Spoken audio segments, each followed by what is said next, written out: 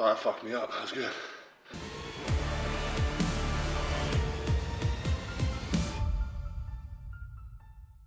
I'm Jason Arntz. I'm a 3-time national champion, 4-time Olympia competitor, IFBB Pro bodybuilder. So I'm going to help Alex work his way to building a championship back.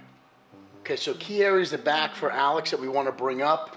We want a little more thickness across his scapula area of his back. So we're going to incorporate some exercises. I'll point them out during the process. Some lower lat tie-in we're going to work on, and just overall back thickness. That comes from basic exercise like chins and deadlifts, stuff like that, but we have a couple prioritized exercises to help bring in some detail in the areas that he's lacking. So today we're going to experiment with Alex with my rehab intra-workout formula. This is loaded with all your branched chain essential amino acids, extra glutamine, has beta-arostilbene, which is a GDA, has 12 grams of carb 10. Because Alex is a bigger guy, 200, how big? 270. 270, he's gonna do 2 scoops of this, which will give him a full range, a full spectrum of all the essential amino acids plus the carb 10, and we're gonna get some honest feedback to make sure his endurance, his performance is up to key, and he's recovering in between sets properly. If you wanna give it a shot, check out the Coalition app. There's a $5 discount code in it. You could use that during this duration of the segments. Phenomenal orange flavor. I feel like I could just drink this stuff regularly throughout my day. Goes down smooth. Water I have in here is not that cold, which I usually like really cold water because it makes things taste better. This still tastes great. I'm down for whatever, as long as you run me into the ground, which I always appreciate. We're gonna test your limits. Yeah. What do you wanna start with? Would you just take a break? Yeah. A couple minutes to warm up? Or? Nah. Let's start with chins. Cool.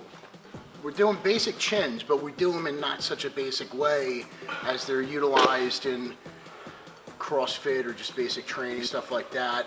We are really specifying this exercise in a way that Alex's back needs to develop to look proportionally correct. So keeping your elbows back while performing this exercise hits that whole upper scapula area. You could do them underhand if you're looking to do lower lats. You could do them in a different variation or different form if you're looking to develop different areas of your back. But for Alex, a good medium shoulder width grip, keeping your elbows squeezed all the way back, that details that whole area. Keeping your head back allows you to keep your chest up and arch and pull with your rhomboids and contract that area of your back even better. We're gonna do 4 if you can. We can actually go, we'll do 1 more here and then we'll go to the assisted one just to take it off so just try to incorporate a little more volume, get you 10 to 12 rep range. Would be nice. Head back, chest up, elbows back. There you go. In training like this, you actually, the more rest you have, the more you can recover, the better you are targeting that area for the next set. So what's most important is actually attacking the set when you have the energy to do so. Good.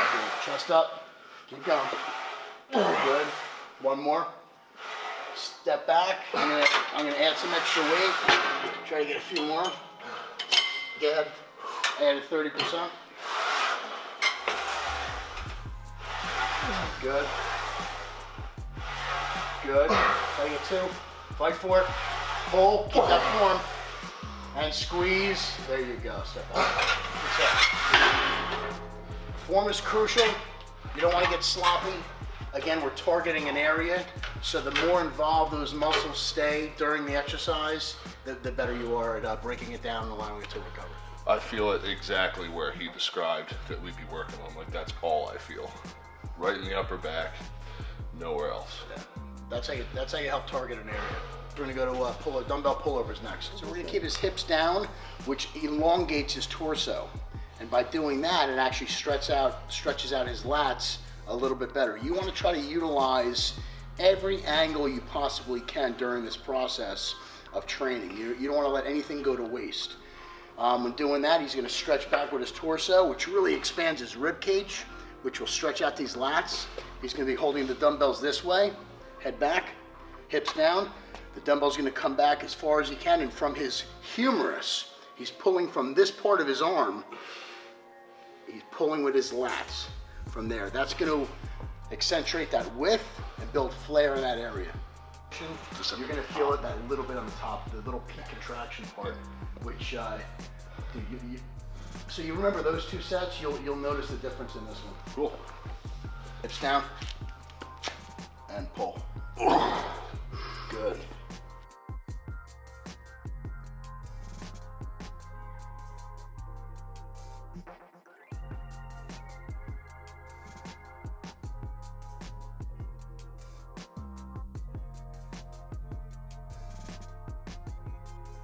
All right, so this is a variation of a clean. So it's from a straight bar. To be honest, dude, we don't need a lot of weight. It's gonna feel like you're doing an upright row, but you're hoisting with the roll of your shoulders, which hits that upper back area.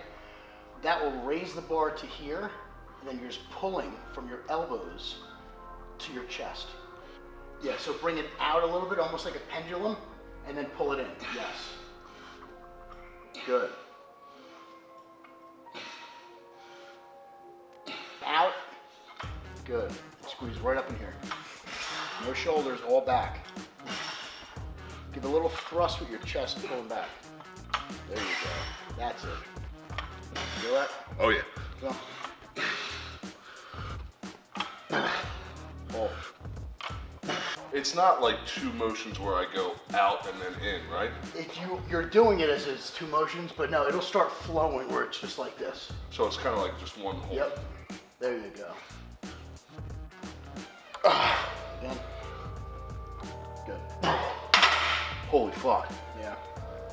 Oh my God. It just feels like I've been doing 100 shrugs. I would have never thought to do this in a million years. Cleans are great for your back, like almost like a snatch. So instead of just resting it up here, you're actually allowing and contracting row this way. motion. Yeah. Whichever one you want to do. Tell you what, let's do a medium grip here. Yeah. We'll do 1 warm-up set, and then we're gonna do a beyond failure drop set. Let's add a few quarters, and we'll do quarter drops. I like that. Doesn't matter. What am I aiming for here? Failure? All right, so there's no real number. This is just a failure. Okay.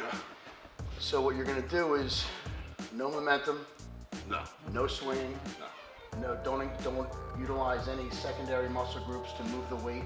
Keep it all targeted in your back. When you start to fail, if you can't complete a rep, go back down, try to get back to where you were before. Try to get 3/4 of the way. Try to get half the way. When you can't complete a half rep, I'll spot you for 1 or 2, and then we'll drop the weight and do it again. Just walk me through. Yep.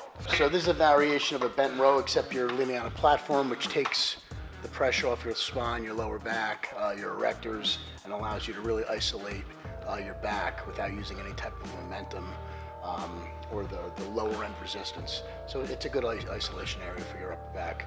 But we're doing a mid grip, which will incorporate more of the lower side lats to help that tie-in form a little better. Again, pull. I'm gonna spot you for 2, full range, go. Up. Up, up, up, up, up. Again, go, drive. Up. Good, hold it. Right, clear, hit it. Nice. Good, strict. Drive. Keep going. Again, keep going. Pull. Go. Up. Go, Alex. 1 more, brother. Up. Just in your upper back. Oh, that fucked me up. That was good.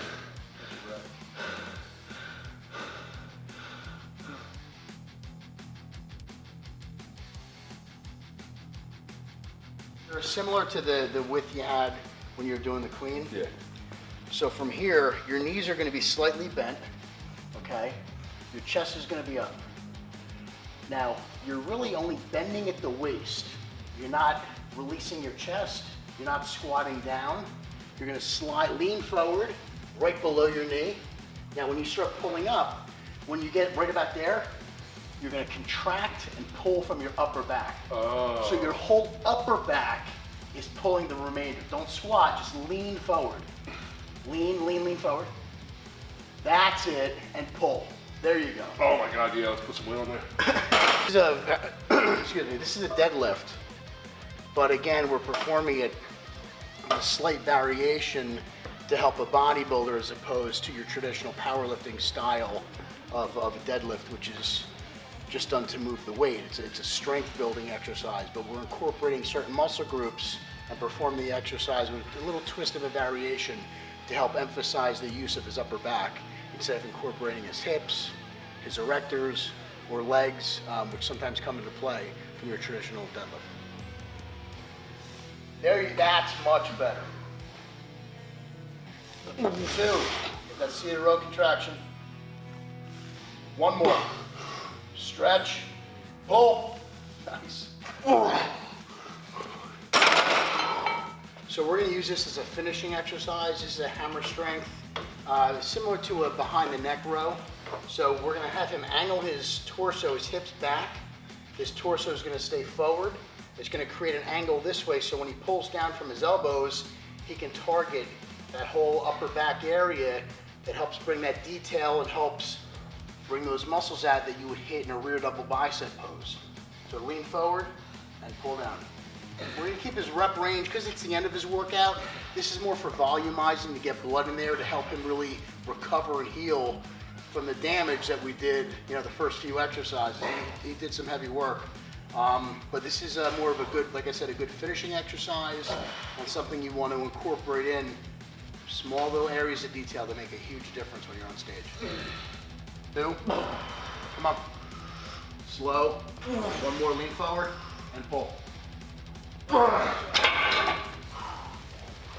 a wrap. All right, you're in the gym, you're putting the work in, what's gonna get you to, whatever you're training for, what's gonna get you there faster?